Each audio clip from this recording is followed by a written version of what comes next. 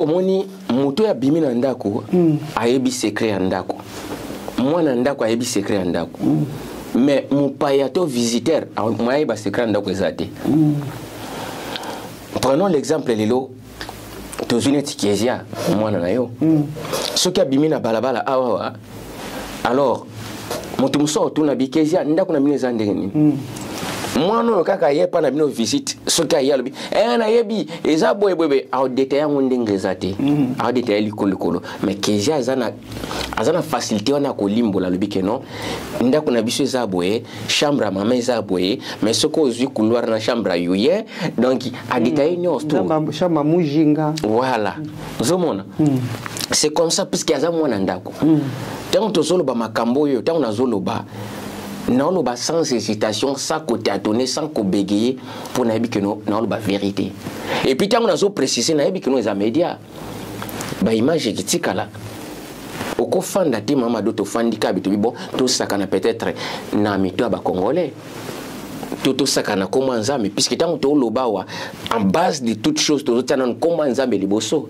amen basakana na nzambe te eloko nzambe alobi te to eloko eza bongo te moto neti nga na kosamize kutu te na makambo ya nzambe mamado nabundi trop na vie nabundi trop naleki na bahumiliation ya trop na ligne oka ozomona nazotambola naleki na bamakambo ebele mona moto mosusu bu spirituellement olati mpena bu bacicatrice mais yo mo oyebi sens nango eza nini mais moto atalo boye moto pa koseko na nzela moto pa koloba moto pa po ayebi yo te yo moko oyebi profondeur na yo mindele baloba méfiez-vous de l'eau qui dort pour profondeur oyebi te ntango tozomona tozoloba makambo ya Simon Kimbangu ce n'est pas des amusements côté le mobi naiki olobela makambo ya Simon Kimbangu puisque il y a un trop ya bato bazwaka Simon Kimbangu lokola nzambe po bayebi Kimbangu te mais moto moko so aye oyo awuti vraiment na ndako aza na facilité est-ce que aza nzambe to aza nzambe te boyebi bosolo savoir la vérité kande na lobi mimi laifeta lukumu kima kikaka en tout cas fret maritime ezali bandeko olingo tinda biloko na Congo tozana ba témoignage ebele boluka mado chako TV officiel ko tambu sabino et pas ya mimi la ifeta kinkumu kimaki kaka na pesio mbote depuis ta position ainsi que tous les restes de la famille. Je n'oublie pas notre petit-fils, notre coco qui est tellement beau. Bambote ebele papa. Makambo bane koloba nazo kende contre yangote. Mais eloko yonga nazo loba. Notre Dieu aza nzambe ya multitude. Azali nzambe yenda akeli likolo na se akeli na nyonso ezo contenir se amoyo. Akeli mindele batu mwindu ba indien ba chinois na ndenge biso moko tozali. Soki totikali ka na kata cadre ya Bena Congo. Yo lobi ozali oyo nzamba tindi oyo jeunesse oyo ba notre génération no bazo négliger yo. On part du principe papa bolimbisi papa parce que ça devient vraiment dans important. Nzambe akeli kaka yo moko te en tant que Bena Congo. Donc on part du principe que akoki ko pesa yo mission ndenge pa ko pesa nga mission ndenge pa ko pesa ndeko oyo aza ko tala yo mission. Voilà. Donc c'est pas impossible, voilà pourquoi ça m'intrigue un peu. Bon, écoutez, je vais vous dire, non, je vais vous dire ceci, Mamado. Du fait que au souffrir, est-ce que Nzambe pas pona yo mo ponami, ozaka obligé de souffrir. Mamado, oui bien, tu sais quand on parle d'un mystère sacré, il faut y avoir mystère sacré. Déjà, initiation banda ole kanandeni. Initiation banda ole kanandeni. Ah wana ni mission mosusu. Na initiation banda ole kanandeni. Lelo bozane loko moko bwena mboka na bino na Congo. So mwana zwi examen d'état. Boza moni o na pesi loka défi quoi. Ko banana âge à 5 ans. Tina âge à 100 ans. Na batata penda. Comme ça on saura qui est qui. Bozane loko bosala ka bino nyonso so mwana zwi examen d'état na Congo. Boboakele fufua. Alors venez me dire qu'est-ce que cela veut dire. puisque c'est un mystère sacré. C'est sacré qui est resté. Il y a bakoko, ce qui est et comment on a le cola qui est non le comment boué. Signification va éviter, mais bah ça la kango. As-tu examen d'état, bois que les bafou poudre. Mais vous faites ça pourquoi? Est-ce que ça bien Thomas Malam? Et ça bien. Mais qu'est-ce que cela veut dire? Mais fêter la gloire, la réussite. Mais et on a le bi, baïb sabiso et engel la kisanine, puis ça sacré. Ils ont parmi les choses sacrées à Congo. Et engel la kisanine. Même les pasteurs baboaka bafoufou. Moi na président zobaka foufou. Et alors, boyo yebi sabiso, so boyebi. Merci beaucoup Bandeko Babolingo, message important. Yo wana ozananda ko vando yebi makambo ya mystère mystère sacré, oyebi makambo ya Congo, oyebi makambo ki bena Congo. Boya na madosha ko TV officiel parce que c'est important. Soto zo sala ba émission au poto bota bana na poto, bana biso ba yebi makambo te. Même biso monde to vandi boto yebi pe ba makambo soute. Donc toza vraiment émission oh je le porte à cœur, c'est vraiment mon émission chouchou parce que même la rabiso savoir et loko ngana kamwa kapé na okaka mawa ezana batu vraiment mingi te bako benga yo po ba débattre na téléphone mais mingi te bazo linga ko ya de na chaîne Amado Chako TV ne sachant peut-être pas pourquoi peut-être manque à savoir mais ba o bozane ti pasteur Wabis Ben po alongo la biso loko ya ko bakeza yemoko boya ebele to solo la likamango. Papa, merci beaucoup. Nous sommes pratiquement arrivés à la fin de notre émission. Merci beaucoup. Merci. Mais na lobi boy. Mamado, au moment où on zamba pona ka bato, nzambe soit nga peso mission. A sa mission a mission mo on a deux personnalités puisque c'est des désordres. Nzamba ordre. Nzambe soit nga pesa mission a pesa mutu moko. Na pesa mission tant que ça non ndenge basala nzambe belé. Tetika na loba. Na loba. Basala nzambe baza ebele mais basala nzambe eloko eza na place. Hein? Eloko eza na place, eza na ba insulte na katu bazo finga même nzambe ozoloba. Bible auto simba kawana. Il y a des insultes terribles. So yo kiango ko tangsana ma miso. Ba détourner parole nzambe, ba longoli na kombo ya nzambe, ba zuina identité ya peuple na ba botoli ba ke couper sa peuple mususu. Ozomona. Mais aujourd'hui, les lobby no na bozolela. Rwanda, Kagama Salaki, Nanga, mais il y a des bazébélé. Alors, les Kanawa, qu'est-ce qu'on va faire? Bagole Kapo, yo paye jusqu'à maintenant, PCP. Oh, non, n'est-ce pas là, pose à tête, va tête. Eric Piti, le prince du Kwango, Maman Nanga Yaya Nanga, Marie-Pauline Munganga na Belgique, Yayous, respect.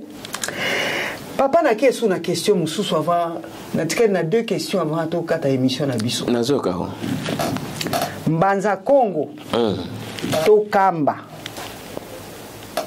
Nini ezali ancien Jérusalem. Expliquez-moi bien. Kambande Jérusalem. Attends, le bas, Maman, la question on a travaillé, on a battu ça la mon côté. Au moins déjà. Papa landa maka. On dit que batu balanda bato nyosoko. Baza batu OP quelque part bazalaka moi d'accord na baza d'accord. Et voilà pourquoi ba pesa nga ba question. Bon, écoutez maintenant pour l'Abisayo. Quand on parle des jours les Nkamba. Nkamba on est à profondeur Nkamba batu musus peut-être ba kidnapper Nkamba na ba yebi ngote. Ba kidnapper. Batu ba kidnapper Nkamba ba yebi ngote. Nandeni. Ozomona. Tomona papa na soko felo mida kende kuna. Oui. Tomona ki edingwe moto na ngenge que son âme repose en paix papa na biso edingwe moto na ngenge pe azala ki kuna. Mais yo kas connaît ça. Est-ce que du fait d'être passé là-bas ndenge nzamba bengi non. Non. Bon, edingwe déjà sache-le que non tous les Congolais résurrection assure. Ata Obama lona Congolais bango nyos bazana renwan. Non, oui, non, le problème est ça que non, Osala Masumu, Rennes est à 100 ans, Pamba. 100 ans, tous les Congolais n'ont tout. Hein? prédestiné. Mais écoutez, il y a un expliqué. Reine ezali pas comme la Bible millénaire, mais reine ezali à centenaire. 100 ans. Tous les Congolais n'ont tout. Et ce n'est pas moi d'enlever ou de modifier. Ndenga salima kamuna, ndenga salima kamuna. Yé mon colo, yé mon keli, yé mon colo batu. A décidé bon tikali bongo. Mais même na ba président ba bombi ba même tout le monde va ressusciter. Mais c'est une bonne nouvelle. Et puis tout tout va bien congolais. Na oya bota maki kuna aux États-Unis, ya bota mika na nationalité no na biki no na américain. Donc ADN spirituel il s'est justifié na reine wana oza la place wana. Mais ça qui m'a quand même puni déjà d'abord les punitions c'est à côté. Mais Renouana, les rois Congo, tous les moutons qui congolais, na baoba qui na déporte, na déportation, esclavagisme. Donc baoya wana, puisque c'est biblique. Yango moni même Vatican lingaka message wanate, na christianisme, message à prédestination. Message à prédestination bateya kangote pourquoi puisque profondeur ya mystère ba ko déchiffrer en côté. Or bango pona bango babi keno tanda na bango ezalaka keno le peuple congolais wana baza peuple mon ba vivre maman éternellement. Ils savent pas que non après règne centenaire après 100 ans droit ya ki congolais sili. Droit qui congolais qui peuple congolais sili. Mais maintenant tout ça c'est là jugement, il y a grand trône blanc, il y a tous les êtres au Nzamba qui est là. Après jugement, il y a grand trône blanc, élection maintenant au Salama. Pour na Mbanza Congo nouvelle, ba o ba ko benga ma maintenant que non bana Nzambe, peuple ya Nzambe. Bango eza que non selon ndengo tambulaki, ndengo salaki, bulamo salaki, mais maintenant bulamo na yo yozo mérité aux ala awa. Et qui pétait mundele, ce qui est no corremo à salaki bulamo a se mérité pour la soine. Mais Reno et centenaire ils ont déjà dans Babina Congo. Prédestination aux fin na fin à 100 ans prédestination sili. Qui bena Congo et sili succès et sili valeur. Est-ce que tu as ça yangozo mona Bible zo comme la biso na livre il y a Psaume 90. Papa tozaka na kati makamongo ya 100 ans non 100 ans to comité. Donc c'est que après liwa na biso donc yo yebinande zo vivre boy ngama donné na vivre boy ndenge papa na ngakufa kiwana azana o se reposer to kuta na naye pina tête à tête boy na pendant 100 ans to vivre ensemble teraka batu ba kufa peut-être 40 kufi 30 kufi mais eloko zo c'est la skuba bina Congo 100 ans. Mais si on a rien à 100 ans, tant que on a 50 ans, déjà pendant un tina 49, tous les abisso mo ba benako na monde entier. Tous les nations yebioba français ba nan baza olala na mabele. Mais tant que on bu eh bien 50e maison coca. Ba benga le temps de jubilé. Le temps de jubilé, les grands rois Congo, alors il faut résurrection ya nation salama. Tous les êtres non ya kelaki. Bo sekui, bo zongi maintenant na ba place na bino. Ozaki français, ozongi na Afrique français. Ozaki coréen, ok na groupe ba coréen. Ça sera comme ça. Mais ba bena Congo ba on est na centre. Na centre ensemble. Alors, tant que santé zokoka, le diable qui sera lié va relâcher. Tant que va relâcher le diable, azana pouvoir ya ko séduire terme bima ba nation ba c'est quoi qui na deuxième tour. Mais sauf les Bena Congo. Les Bena Congo yango moni na tawana bazana 40%. Bazana 40% na ndenge nzamba sala ki okota lisusu na place wana ya ki Bena Congo. En tout cas, papa, tout ça là, émission nanga fétiche dans le sens où na comprendre identité nangai, les sous bien et nazana posa papa nga pena tia moi marque nanga si éventuellement au côté la caméra papa au convaincre les sous na moi quelques phrases congolais à comprendre importance au azana ngona motema nzambe Mamado omoni aux attend un peuple congolais ils attendent que non dit na précise qui éveil spirituel départ éveil spirituel ndo mona ngwa il s'est arrêté na motewa ko kirenyo sto ngwana tala autre fois to banda ko ba boyebi bosolo mais ndengo yo kela boyebi bosolo na ndengo zo kela ngoyo c'est autre chose les loso bimi awawa un musulman to chrétien montement ta ko lobano loko. Pourquoi? Il y a des Benakongo, Hermo Basala qui va prière, on sala la prière, boum, non, parce que tant que ça prière est pas Nzambe, c'est la prière, malamo hôtel sans Nzambe, qui je suis. Qui je suis, voilà. Dieu aime qu'on lui rappelle aussi. Non, ce n'est pas ça, maman Mado. Si. Prenons l'exemple, Yoka. Ce qui peut-être, Yuye, Tomushinga Kotia, ce qui est Sengoloko. Au Sengoloko, tende monangai. Au pied tout de suite. On comprend? Non, et Sengeli, c'est différent. Alors, banama, il y a une salaboué, au Pessangai boué. Ngana koya na ba s'il te plaît. Maman, est-ce que na cause vanino s'il te plaît? Est-ce que cause ça la veut s'il te plaît? Mais moi nanga pa koya te na imposition. Non, a une imposition. Koya na no apesi mama bi. Non, maman do, non do. Maman je veux ça.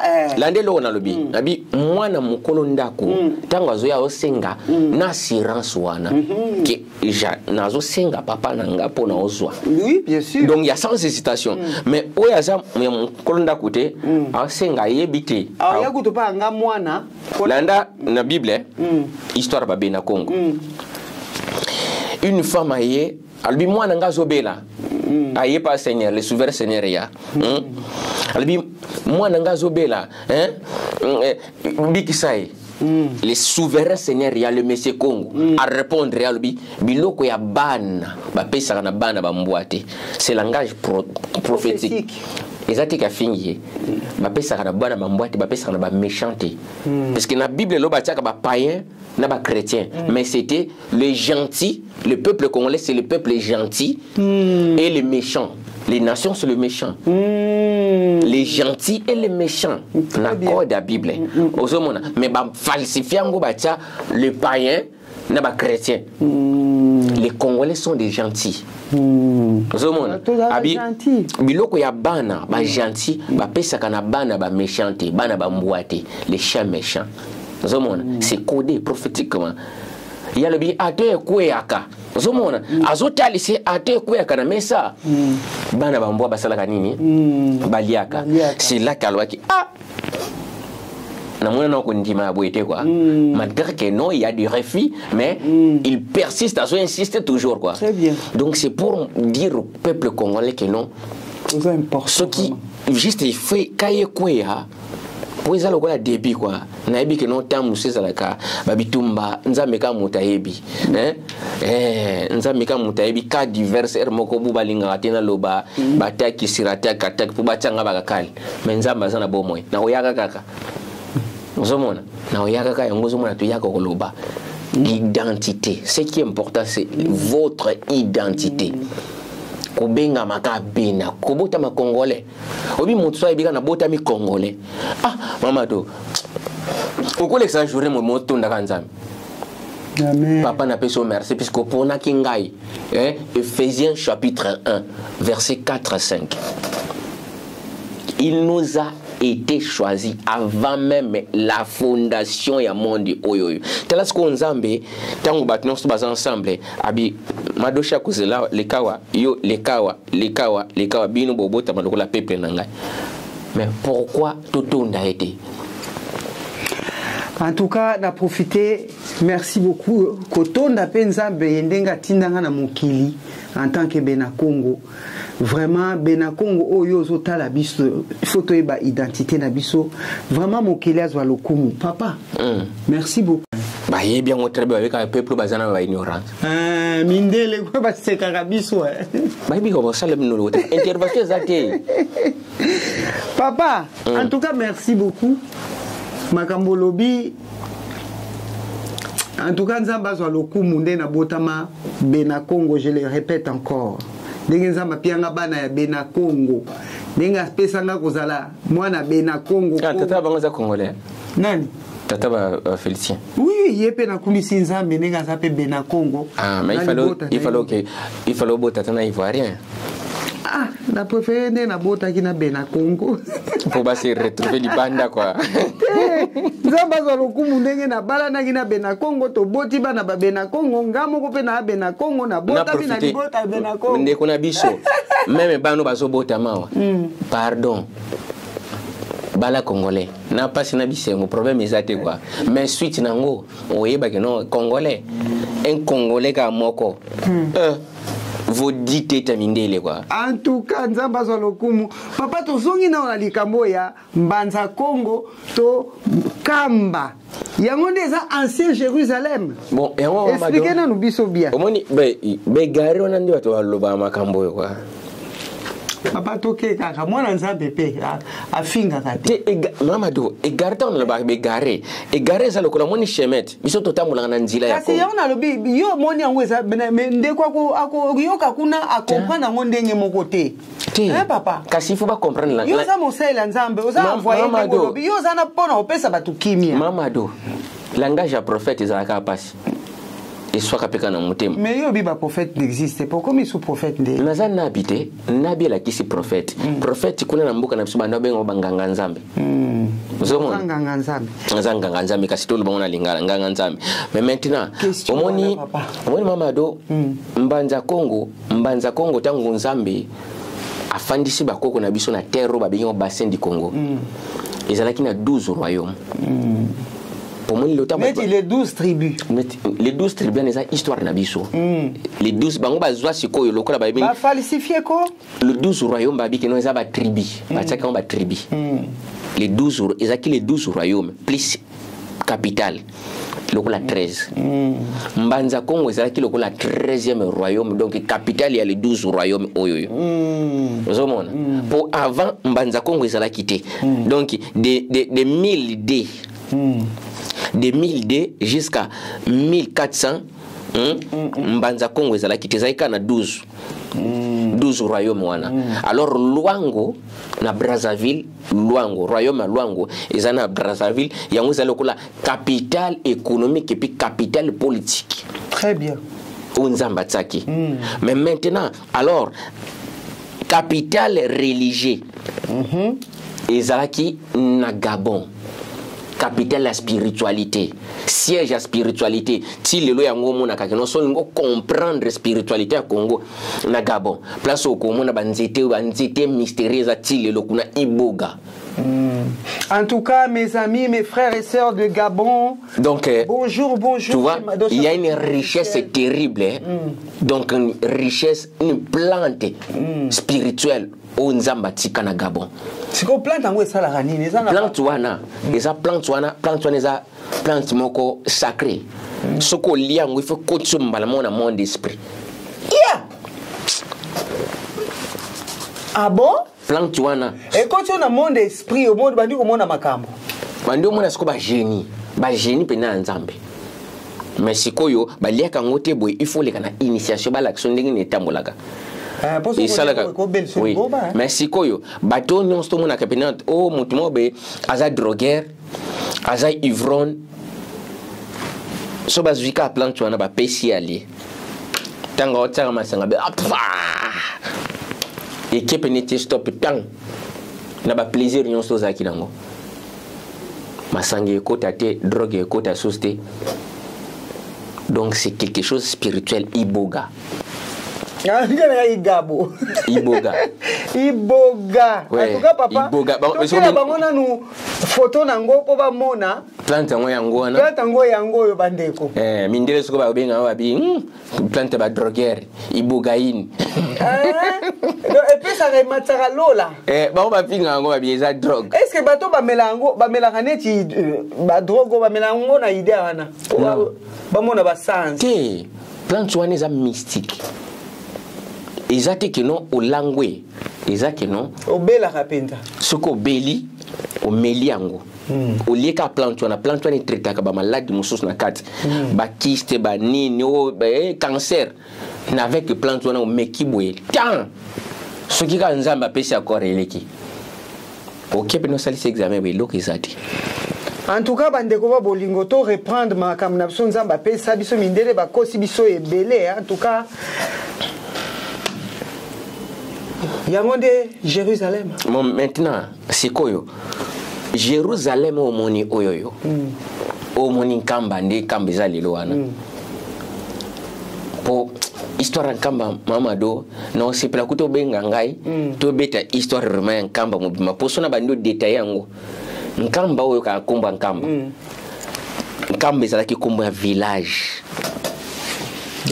village ndi komo na mweza ki nkamba puisque eza peuple nkamba batu banda ofanda wana le peuple nkamba baza pe na Angola babenga le peuple kamba beza ba même peuple babenga ba Kakongo na Brazzaville babenga ba Kakongo mais na Angola babenga le kamba na wana place au monde baza wana ce sont les kamba batu baki ko fonder village wana mais maintenant alors mama tata mwasi ya Simon Kimbangu iye mutabala wana abala sikoyo abala mutu ya nkamba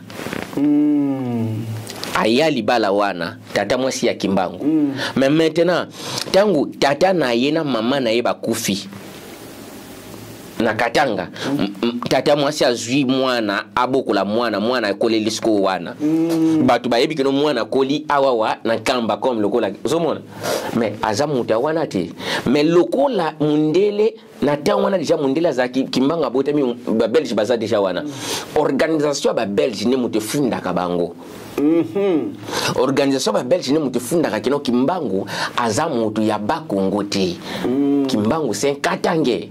Pourquoi? Oh, tozana bato mayele me balinga ba bikomisa lokwa baza bazoba. Na ba Belge justice ya ba Belge ba benyango bazaki na système ya juridiction. Juridiction so na bina limbo la yango ezake no mama mado soki yoza moto ya Paris soki bakangio peut-être na Marseille. Bakati makambuno na tribunal il faut bâtir la prison na province na yo. Oui. Donc système ya juridiction na Congo belge. Soko za moto ya Bandundu bakanga kiyo na Leopoldville après avoir ya ko juger bakati makambo na yo peine na yo a prison ko kende ko salela ngo na Bandundu. Pourquoi? Puisque mondela za kizengi te. Aibi que no moto pendant temps ko za na prison bande ko ne ba ko za na besoin ba ya hôtel aye. Nako kangé na prison awa te po bande ko ne ba futa ka avion ba transport a faciliter makambo pa comprendre. Mais maintenant tango ba kangi Simon Kimbangu na Tisville o eza Mbanza Ngungu après avoir ya ko juger ye batie na train destination Katanga tende sale la prison na yo pa na yo na mboka na yo pourquoi voilà puisque na mikanda na ye ezake no mutu ya Katanga. Mais le kola bayebi ka kolela kiwana solo bika Simon Kimbangu azamu yo to linga wote po comme si Simon Kimbangu mtakatanga mais boza ben intellectuel ben telo ba diplômé ba docteur en droit mais bol lukape ko yeba to ganga tika politique mamado na mboka po mboka évoluer il faut to luka to yeba politique na biso za kindengeni tango ba Belge ba mane ko diriger biso bazalaki na stratégie nini banda ko tambu sa justice na bango ndenge nini pour to évoluer. Mais surtout autant que la carte kilelo mais les passés tozo e bangote moment te que bula ngoto zo beta nangalia kina fati ye ona ke sa rébellion na eto ila boy poto yebite Simon Kimbangu aya wana na kibomwana po tata na mama bakufa c'est un orphelin de père et de mère en bas âge. Non maman na ekimpa vita. Maman na ekimpa vita te. Maman na moto mosusu. Donc maman Kimpa Vita histoire de maman Kimpa Vita c'est en 1700. Histoire de Simon Kimbangu c'est en 1800. Donc c'est 100 ans. Mais kokola Simon Kimbangu nde nzamba eko sala pe kati na ye. Simon Kimbangu bakimbangiste balba ke Simon Kimbangu Mama Mado déjà na moto il faut tsaka te bakimbangiste so moto un congolais ibso binaza chrétien you comprendre ka lelo ndi dans ba Hollande on le dit que non yé azana no na soupissement azana rolala éveil spirituel na de latiété bongo bakimbangiste kimbangiste azatin est-ce qu'un bena kongo ko benga bakimbangiste. Quand on parle de Kimbanguiste, tout le monde a déjà non à Kimbangu, le quoi la leader. Mais Batming, voilà, puisque ignorance. Pour Kimbangu, il y a précisé dans la prophétie, non. Je serai moi-même le représentant de ces rois divins. Mamadou, cause la représenter ya moto ezate kokomiye. Bazolanda baebi. Je serai moi bazo ba prophétie ba ya tutanga. So baza vraiment baza na bosolo baïa. Je serai moi-même le représentant de ces rois divins. Ozomona, mais maintenant, yango zomona idéologie ozomona babingo Jérusalem. Pour la religion eza Simon Kimbangu te mutatika, religion ezali idéologie à Diangenda. Ozomona. Et puis Diangenda so be mission mususu yena sima to comprendre Diangenda zaki nani azalaki na onani bwaki la biso ndambwa Diangenda bazalo kola bana ya tata mwasi yo ya kene kuvanda na place yo donc place mbango yaki kofanda bana siko ya tata mwasi ba cousin quoi baza baba voilà mais sikoyo babimisa bango lokola kino bana Simon Kimbangu basa pe ndenge mo bana Simon Kimbangu abota te. Mais bandeko ne babota baba na nae bandeko ne il faut la vérité to le bo bini boye bo soloti alors azinga na poser ba question pour yo oui nga ce qu'on peut nous répondre na bikino mwana ndeko za mwana ndeko mwana na za mwana na wa bandeko babolingo merci beaucoup nous sommes arrivés pratiquement à notre fin d'émission. Merci beaucoup pasteur pour la makambozo yebisa biso.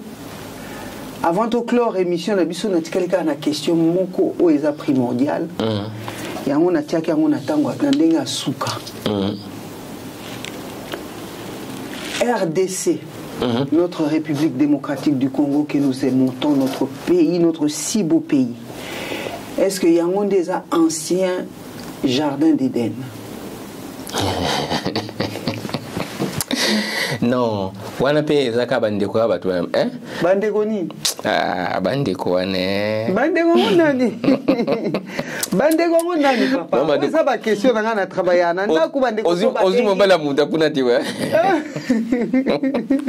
Mobala moya kimbangiste. Mais ba ça pega mibali. Te ko ila kama question na mami te pardon. Oh, papa bon siko pongana ye baba na travailler ba question de na travail. Po eza boye bi. Non. Eza na émission mon côté na sala ko na luka kapena ba question de tiba. Bon na lobi na bon na répondre kaka. Bisanga nanu. Malgré République démocratique. Libala non ya te. Ngana nina la te va faire blanter quoi pardon. En tout cas bana Kimbangu na pesi bino bambote belé ba kimbangiste na biso. Te ba bena konti ba benga ba tika benga ba Kimbangu. Non, maman. Bon, ba bena Congo. Voilà. Bo s'abonner massivement, vraiment massivement. Zomona. Donc non linga ko ba kabelanga tenu na bango ya vert. Te biso de tennis sacré ba congolais. Oui bien. Loba. Ils a vert blanc hein. Ezani. Un bena Congo tennis sacré, ils a rafia. Mondela yebi que non bango. Rafia écoute sa puissance dans notre bena Congo. Papatika boinga na changer de tenue vestimentaire na bandola ta ba rafia mikolonios. Na zo yebisa yo Mamado. Vraiment. Ya moni même na Afrique. Bat banda uta musika aye ko so majeste rafia ka na Congo.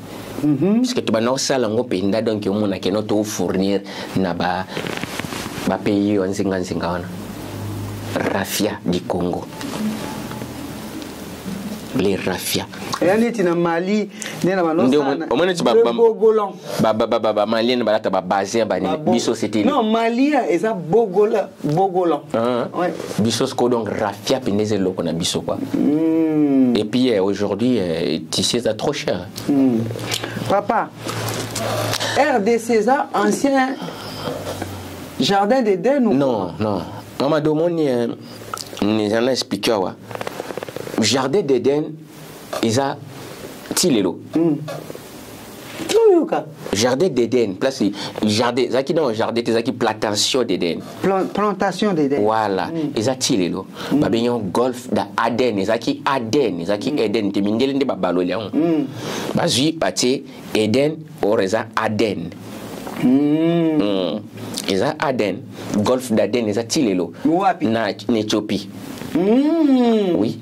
Yangwana totia yangwana. Totia ngoko. Régis s'il vous plaît. Oui. Donc yangwana golf d'Aden. Place Eden ezalaki. Place plantation ya Nzambe ezalaki, place Nzambe anda ofanda.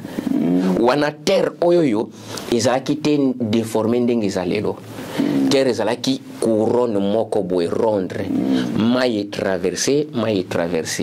Mais maintenant tant batu basumuki, alors Nzamba buki place wana. Terre toza actuellement ebukana. Yango mona kakeno continent muso bimi koto continent muso bimi koto puisque bukani. Nzamba kiraki on il faut à l'ensemble. Séparé te. Tant bukani mais maintenant lokola yaza Nzambe souverain. Congo, kolata kombo ya Congo oya latoyo, c'est prophétiquement dans la Bible, dans l'écriture nae. A chanzaka place itazalaka toujours au centre. Congo, cela veut dire que non centre. Millier. Yango moni bandeko ya mindele balobaka Christ au centre. Christ au centre de toutes choses. Ba répéta comme on a l'église catholique ba momo. Mais alors bisonde tozana ne vérité, to comprendre te. Or kozala na ina centre lokola lataka kombo ya batute alataka ba attribution ba dénomination. Alors na dénomination yango mona zwa kombo ya Congo. A préciser le que non tel est mon nom de génération à génération. Et que changé. Pourquoi? Puisque Moutouma Kwaye, Azolo Babi, que non, je suis le chemin, la vie et la vérité. Mais, Aïko précise, là où 2 ou 3 sont réunis, je suis avec vous. Non, là où 2 ou 3 sont réunis à mon nom, je suis dedans, quoi. Au milieu. Au milieu, voilà, au milieu. Voilà. Mais c'est quoi, Kominan? Zambeti. Tiens, l'anda madame. Moutou Azana centre, signification de Congo. Congo, quoi, voilà. Alors, Congo qui est le nom du Dieu créateur. Voilà. Congo, centre. C'est quoi? Pourquoi? Pour Azara toujours dans le centre. Il y a un moment là où 2 ou 3 sont réunis à mon nom. Et quel que soit Bozawapi, je suis au centre. Donc, on a précisé la parole, a précisé l'état à Moïse, tel est mon nom de génération à génération. Donc, beaucoup de la dénomination, mais oyoyo, ils ont libéré que bouger. Afin de panditer, afin de toujours dans le centre. Tant que bandi la mokili, azaka toujours dans le centre. Mais maintenant, il y a un outil au monde, tant christianisme est ganga. Que nous un peuple ensemble peuple ensemble peuple casé. Maman do puisque na habité sur la Bible bien. Ézéchiel chapitre 5:5. Vous avez la Bible était? Oui, dans la Bible on peut ça. Oui, Ézéchiel 5:5, je lis au nom puissant du véritable maître de toute l'étendue de la création. Amen. Bien sûr en Jésus-Christ, notre souverain sauveur. Le souverain Seigneur Yah. Le souverain Seigneur Yah. Ainsi parle le Seigneur, l'Éternel, c'est là cette Jérusalem que j'avais placée au milieu des nations et des pays d'alentour. Amen. C'est là, c'était quoi? Jérusalem, que j'ai placé où? Au milieu. Au milieu des nations. C'est quoi Jérusalem au milieu des nations? au moins tant que le bagamacam, tu le bagamacam, tu le bagamacam, a raison. On a un zame moutazoloba. Tant que falsifier le comment est le quoi qui continuez à lire la Bible. À travers ces écrits, vous arriverez à discerner les actes. Il y a bateau ba Bible comme nous sali. Il faut que le voleur soit saisi avec l'objet qu'il avait volé. Ézéchiel chapitre 5, Nzamba Zoloba, Abi. Oezate Congo. Parce que Congo, bah, on a Jérusalem. Oezate Congo na placé na milliers, na centre, il y a terre, na ba nation tout autour na bango. Mais si quoi les lois sont que non, bah combien na n'est-ce pas cette Jérusalem que je planté au milieu des nations? Jérusalem est à la militaire. Centre et terre est à centre et terre est à la ligne équateur. Centre et terre est à pas na bisokuna. Afrique centrale. Tout le monde a dit l'Afrique centrale. Afrique centrale est à chez les Congolais.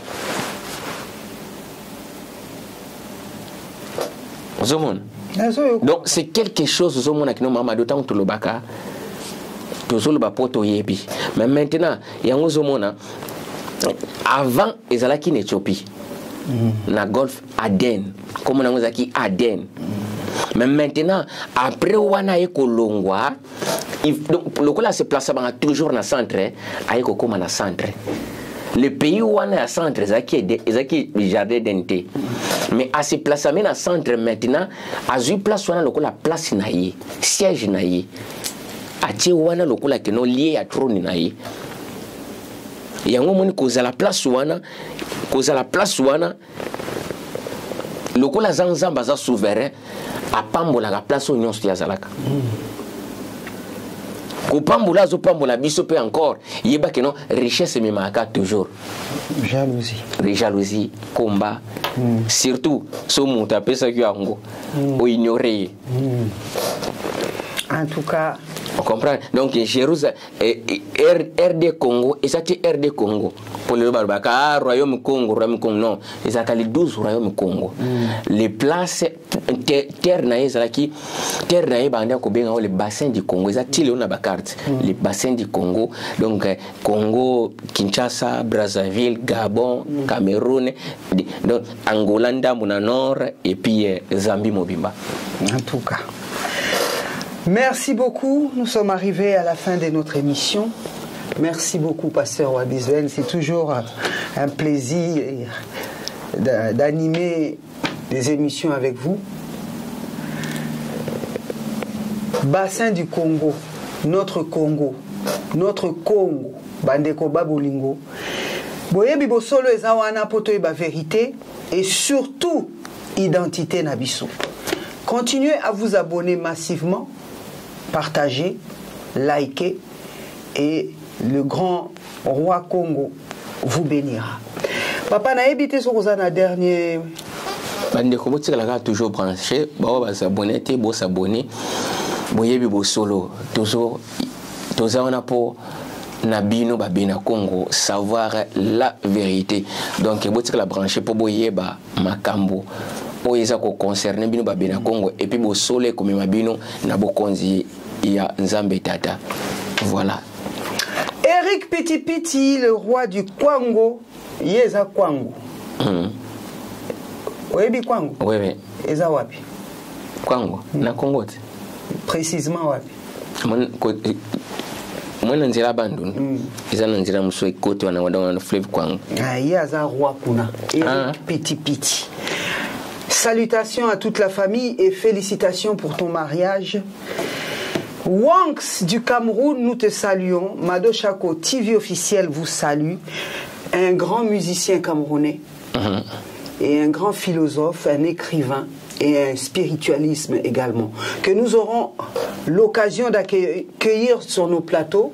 Donc je vous salue Cameroun, je salue... Non, c'est des Benakong aussi. Oui, c'est des Benakong également. Non, vous savez, déjà il faut savoir que quand on dit que non, les Cameroun, si vraiment les Camerounais sont conscients, on ne peut jamais accepter qu'on les appelle des Camerounais. Parce qu'ils sont des Congolais en fait. Non, déjà il faut savoir que non, d'où vient le nom du Cameroun.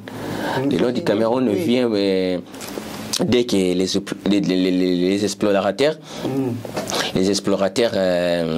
espagnols, pendant leur exploration pour rechercher des terres, ainsi de suite, ils sont entrés dans une rivière, dans un lac au Cameroun, lac de crevettes. Alors, lac de crevettes, ils ont surnommé cet lac qui est non Rio de Camaros. Rio de Camaros. Rio de Camaros, cela veut dire non, lac de crevettes. Alors, comme c'est pareil comme au Boto. Donc, ils ont pris les noms des Rio là pour baptiser dans leur pays. Que non, ça c'est Cameroun. Le peuple Cameroun, donc, comme si on dit que non, le peuple crevettes. Ah, ça c'est les Camerounais, ça c'est les crevettes. Oh. Mais bien sûr. En tout cas, merci beaucoup mon fils Florian. Je te salue depuis ta position. Je salue, salutations distinguées à notre papa, également à vous qui avez regardé cette émission. Partagez, celle qui vous aime, qui vous estime, la venue de la République démocratique du Congo et pourquoi pas la Oprah d'Afrique. Wayambo, première dame, ma jumelle Omba Wayambo, salutations distinguées. Je t'aime tellement fort. Chako Chako, Ndekonabino, à très très bientôt.